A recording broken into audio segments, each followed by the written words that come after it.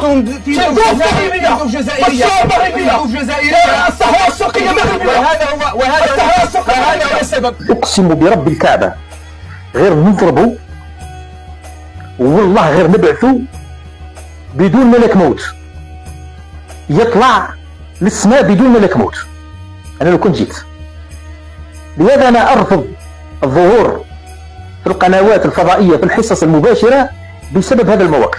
أنا لو كنت جيت في مكان هذاك الجزائري ثقيل أنا يدوخون الناس اللي يمتلكوا هذا الأعصاب. سيدي يضرب في الطابلة يقولوا تندوف مغربية. والله لو كنت جيت حاضر غير نضربوا بكرسي قلت لك نبعثوا أنا للآخرة بدون ملك موت يطلع بدون ملك موت. أنا نفرح ولكن انا علاه راه دائما قلت لكم يجوني هكذاك يتصلوا بيا قنوات فضائيه يقولوا لي مصطفى قناه دير مناظره مع مين؟ ندير مع من مناظره؟ ندير مع هايشه كيما هذا؟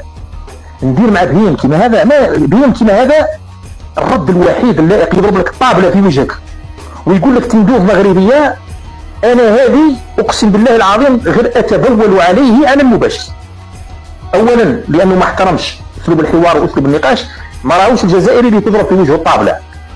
انا تضرب في وجه الطابله نقعرك نهبط لك السروال والله غير نهبطو لك. هذه باش تضرب الطابله في وجهي. انا بها انا قلت لكم ما نمشيش للفضائيات. انا هذه بعثوا لي والله يعرضوا علي اموال دير مناظره مع مروكي وعندك يعيطوا لي من لبنان باش نروح نسافر للبنان ندير مناظره. قلت له قال لي وعندك اقامه في بيروت وكذا. يا ودي راهي ذيك الاقامه تاع بيروت راه مع المحللين السياسيين الجزائريين